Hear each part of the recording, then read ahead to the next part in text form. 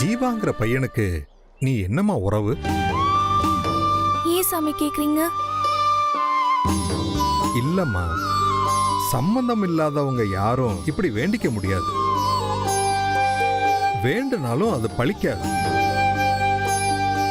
ஒண்ணு ரத்த சொந்தமா இருக்கணும், இல்ல கட்டண சொந்தமா இருக்கணும். அதான் கேட்டேன். அவரு என் கணவர் சாமி. சரிம்மா, சீக்கிரமா கும்பிட்டுட்டு வா, எல்லாம் நல்லதாவே நடக்கும்.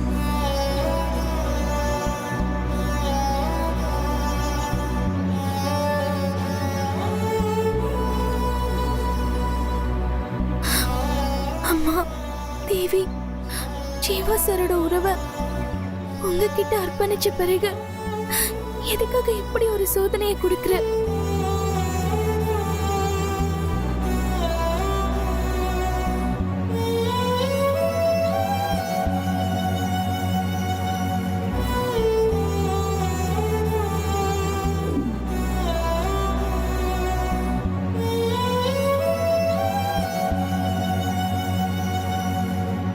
ஒண்ணு ரத்த சொந்தமா இருக்கணும், இல்ல கட்டண சொந்தமா இருக்கணும்.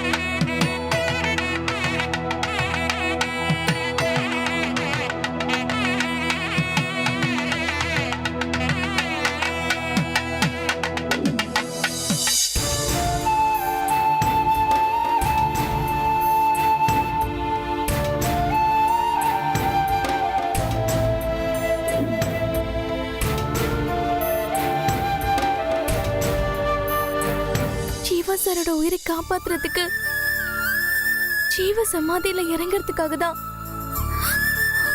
இந்த தாலியை என் கழுத்துல கட்டிக்கிட்டு அவரை திருப்பி கொடு. அவங்க அம்மா கிட்ட கொண்டு போய் அவரை ஒப்படைச்சிடுறேன். இக்காரணத்தை கொண்டும் அவர் வீட்டுக்கு வந்த பிறகு உறவு கொண்டாட மாட்டேன். உனக்கு செஞ்சு கொடுத்த சத்திய பிரகாரம் அவரை விட்டு நான் விலகிடுவேம்மா.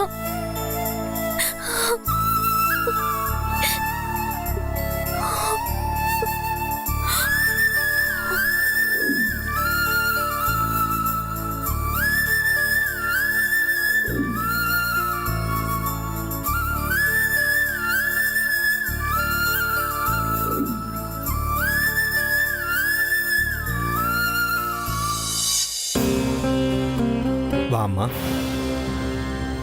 இந்தாம்மா மாலையை போட்டுக்கிட்டு அங்க வா.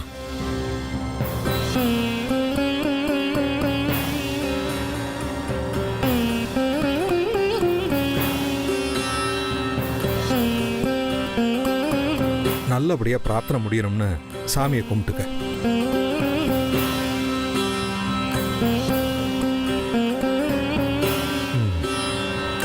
வா.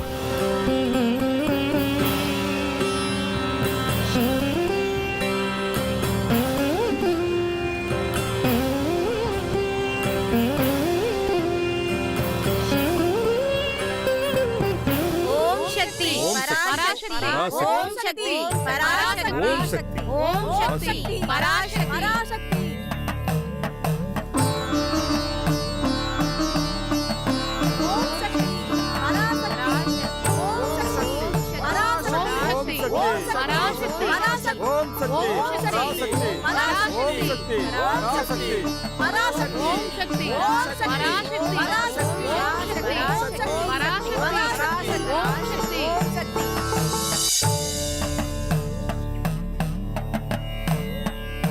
பராசக்தி பராசக்தி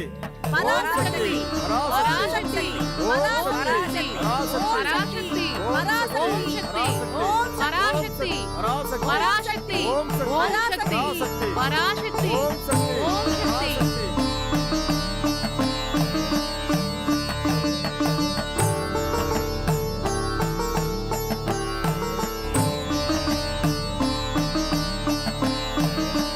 அதுல இறங்கி படுமா.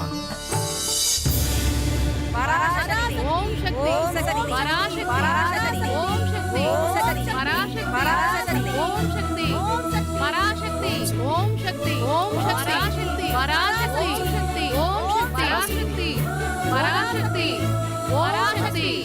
பராசக்தி ஓம் சக்தி பராசக்தி ஓம் சக்தி பராசக்தி ஓம் சக்தி பராசக்தி பராசக்தி பராசக்தி ஓம் சக்தி பராசக்தி ஓம் சக்தி பராசக்தி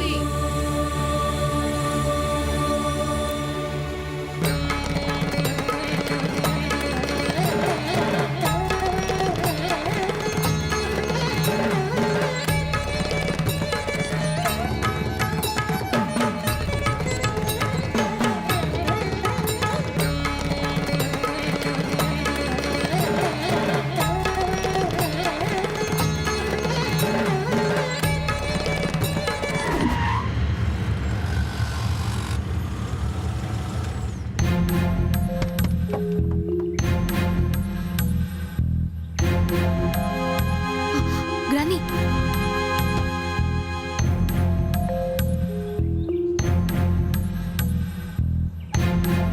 ரொம்ப பழமையான கோவிலா இருக்கும் போல இருக்கு. எத்தனையோ தடவை இந்த பக்கம் கிராஸ் பண்ணி போயிருக்கோம். ஒரு தடவை கூட இங்க வந்ததே இல்லை. ஆமாத்த, நல்ல வேலை. அந்த சாமியார் சொன்ன புண்ணியத்துல நாம இங்க வந்தோம். என்னன்னு தெரியலையே, அங்க ஒரே கூட்டமா இருக்கு. அங்க பாரு கிரானி, மாயா ஆண்டி வந்துட்டாங்க. ஆமாமா, வாங்க போய் என்னன்னு பார்க்கலாம். வாங்க. இவ இப்படி இங்க வந்தா? அந்த மலைக்குரங்கு கூட வந்திருக்கே ஒரு தொண குரங்கு, அதுதான் போய் சொல்லிருக்கும்னு நினைக்கிறேன். சரி, எதுவா இருந்தாலும் பதட்டப்படாத. எல்லாத்தையுமே நான் சமாளிச்சுக்கிறேன்.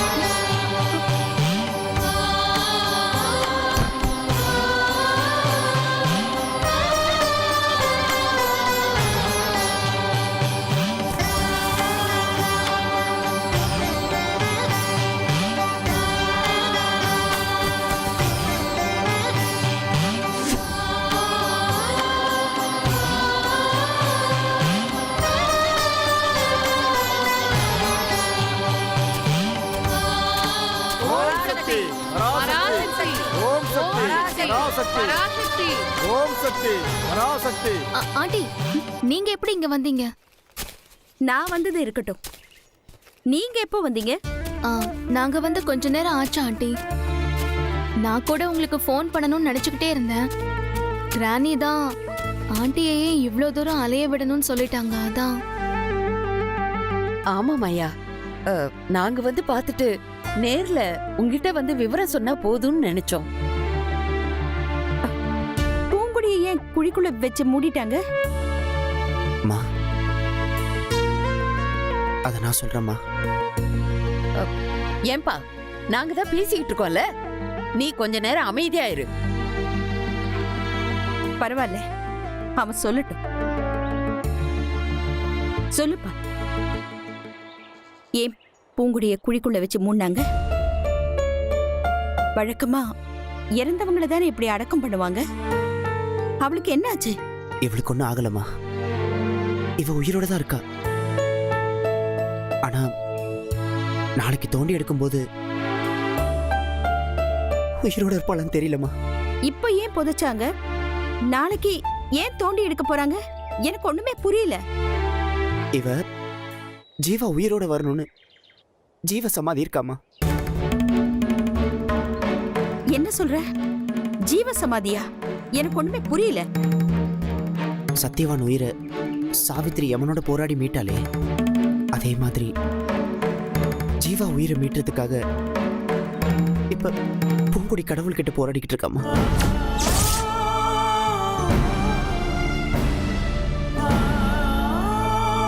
அப்படிலாம் வேற பண்ண முடியுமா? சாவித்திரி பண்ணதை நம்பினா நம்ம இதையே நம்பிதான் ஆகணும்.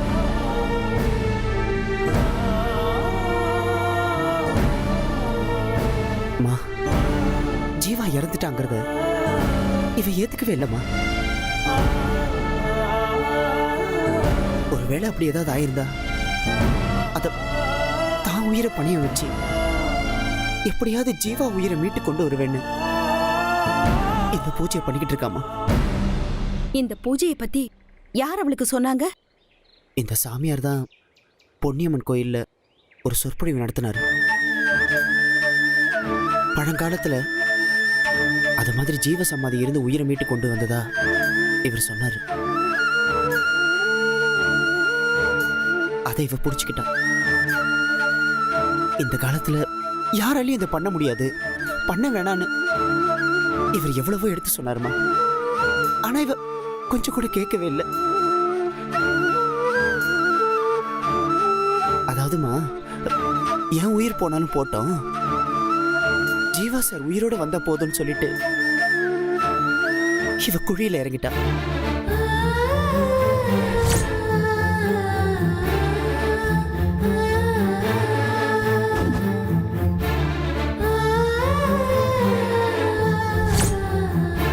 என் ஜீவாவுக்காக நான் கூட பண்ணாதத அவ பண்றாளா? அவளை எவ்வளவு அவமானப்படுத்தின, வீட்டை விட்டு கழுத்து பிடிச்சு வெளியில தள்ளுன. அதையெல்லாம் மனசுல வச்சுக்காம எங்க குடும்பத்துக்காக இப்படி பண்றாளே. சரி, இப்படி எவ்வளவு நேரம் ஜீவ சமாதி இருக்கணும்? இன்னைக்கு சூரியன் மறைஞ்சு நாளை காலையில உதயமாகிற வரைக்கும் இப்படிதான் இருக்கணுமா? பாதியிலேயே தோண்டி எடுத்தா இவ விரதம் முடிஞ்சிரும்னு சொன்னாங்க. இந்த சமாதிக்குள்ள அவ்வளவு நேரம் இருக்க முடியுமா? அதுதான்மா எனக்கும் பயமா இருக்கு. நான் வேண்டாம் வேண்டான்னு எவ்வளவோ எடுத்து சொல்லியும் ஆனா இவ கேட்கவே மாட்டேங்கிறா. இது பக்தி சம்பந்தப்பட்ட விஷயமா. தோண்டி எடுக்கும் போது இவ உயிரோட இருந்தா கடவுள் இவ பிரார்த்தனையை ஏத்துக்கிட்டாருன்னு அர்த்தம். அப்ப ஜீவாவும் உயிரோட இருக்கான்னு தான் அர்த்தம். இந்த பிரார்த்தனைய கடவுள் ஏத்துக்கலன்னா ஜீவா உயிரோட இருந்தாலும் அவர் உயிர் போயிடுமா? 2 பேரும் உயிரோட வந்து சேரணும். இப்படியெல்லாம் இங்க நடக்கிறத நான் தெரிஞ்சுக்கணும்னு தான் அந்த சாமியார் என்னை இங்க வர சொல்லியிருக்காரு போல இருக்கு. நான் மட்டும் இங்க வராம போயிருந்தா எனக்கு எனக்கு எந்த உண்மையும் தெரியாம போயிருந்திருக்கும். அம்மா தாயே, நீதான் எங்க எல்லாரையும் காப்பாத்தணும்.